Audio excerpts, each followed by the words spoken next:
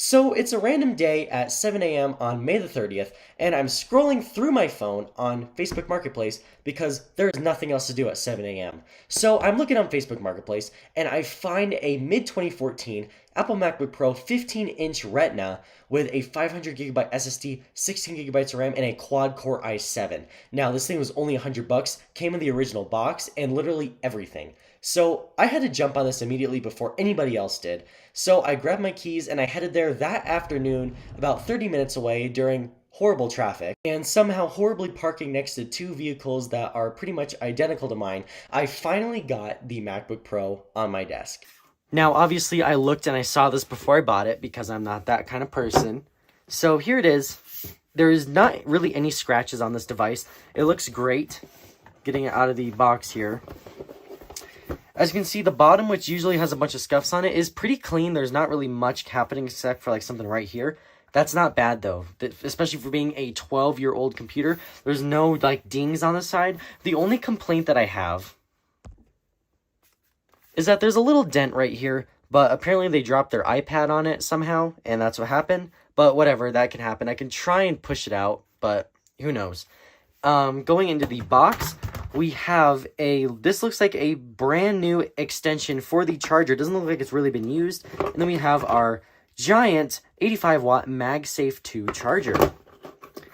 And then I believe we have our manuals. Yep, we got our MacBook Pro user guide, and then we got our hello manual. Jeez, thing's freaking long. A few moments later. Anyways, the box is the boring part. We want the fun part. And the fun part is obviously the MacBook Pro. Let's just set this up here on top of the other 15-inch MacBook Pro. So I kind of cleaned off the screen, however, it's still a little bit dirty, but that's kind of expected from a used device. And in the keyboard, you can see it's just really dirty in here, which makes sense because people are typing, getting their dirty little fingers all over it. But the main thing is the inside. I want to reapply new thermal paste to the processor, and I believe this thing also needs a new battery. And with Amazon's epic overnight delivery and saving $15 with coupons, we got this.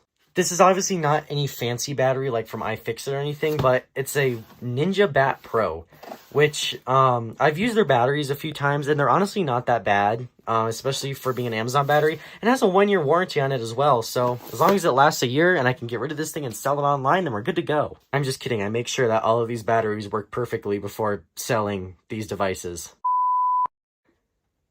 Because if you don't know what I do, I resell Mac devices. That's why there's hundreds upon hundreds of Macs up here. There's actually not a lot right now. I'm pretty low on stock. Anyways, back to the video. So we have this battery. And it seems to be pretty nice. It's just a brand new battery. Typical giant battery. Goes right here.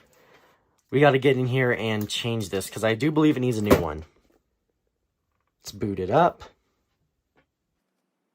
And within about 12 seconds, it boots right up. All right, and our Mac password is the wonderful 1234. And then we can get inside of this thing. All right, so here is something very interesting. As you can see, the battery is at 26.1%, and the laptop is a mid-2014. But something happened here. Apparently, the manufacture date is December 23rd of 2024. It's March 30th. 2024. So this is a futuristic computer, obviously. This is the first time I've seen anything like that. So we'll just pretend that that's not there, because obviously this is a 2014 Mac. But let's check. So we obviously has 123 load cycle counts. macOS status is good. Okay, so something's wrong with this coconut battery. Let's not use coconut battery anymore. Obviously service is recommended, and this is the 15-inch mid-2014 2.5 GHz quad-core Intel Core i7 with 16 gigabytes of RAM, and it should have 500 gigabytes of SSD storage. So, perfect. This thing is ready to go. Let's plop a new battery in this thing, open it up, and let's just take a look. Shut it down. And by undoing the 10 wonderful screws, we can finally open up this wonderful MacBook. Now, this thing is probably going to be pretty dusty due to the fact that there's two fans in here that suck in a whole lot of air to cool down the giant CPU. This Mac has only been serviced once, and that was about 5 years ago. Not bad. Fair.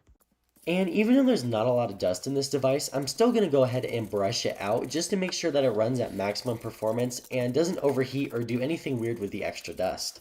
Now the A1398, which is what this MacBook is one of the last MacBooks to have a really easy battery to change out.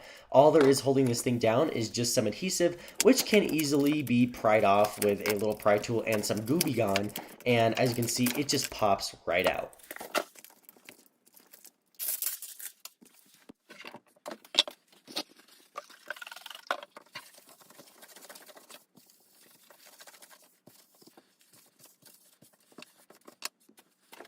Now, these models get really, really hot. As you can tell, they have 2 fans in here because they knew that these would get super hot. So because of that, and because of how powerful they are, the thermal paste on the CPU and the GPU are definitely dried out. So using some Arctic MX4 thermal paste, we can take the heatsink off and then get into the processor and put new thermal paste on. It'll make this thing run a whole lot better and keep it from having any CPU and GPU failures. Now the heatsink on this device is really easy to take off. All you got to do is just undo 10 screws. Nice and clean. And take a look at this. Look at the burn. Look at the burns on there. That is how hot these things get. That is insane. So let's repaste these up. And after putting the heatsink back on, we can go ahead and close up this MacBook by putting the 10 screws back on this thing. This is one of the last 15-inch MacBook Pros that are super easy to work on. Unfortunately, Apple has made it a whole lot harder to do work yourself, which is kind of unfortunate, but you learn new things every day, so getting into the newer Apple is a little bit of a challenge, but the old Apple still rocks. And it boots up just perfectly. It's a little dark. There we go. Just to make sure that this thing is 100% working, and we did put a good battery in here. I'm going to check the battery specs one more time, and it no longer says service recommended. We can check about this Mac and system report and go to power, and we have a cycle count of 1 and a battery status of normal. Let's try the Crapinut app, because this thing was being weird before. Still says 2024, but we have a new design capacity of 100% in the battery, so that is great. And this is a Simplo battery. So Simplo is a good brand, just like DSY and those types of batteries. Those are what Apple uses in their systems. So this isn't technically an Apple genuine battery, but it's made by the same manufacturer. So that's great. And now it's time to clean up this Mac. As you can see, it is really dusty from all the work that we've been doing to it, and the keyboard is just really nasty from a whole lot of use, but that's normal. So let's go ahead and use some isopropyl alcohol, which we can use safely on this computer, to clean it up and make it look really good.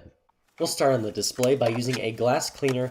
Never use any type of disinfectant wipe on your Retina display because it will peel off the anti-glare and make it look absolutely horrible. So I do not recommend using any type of disinfectant wipe. If you're going to use something, use Windex.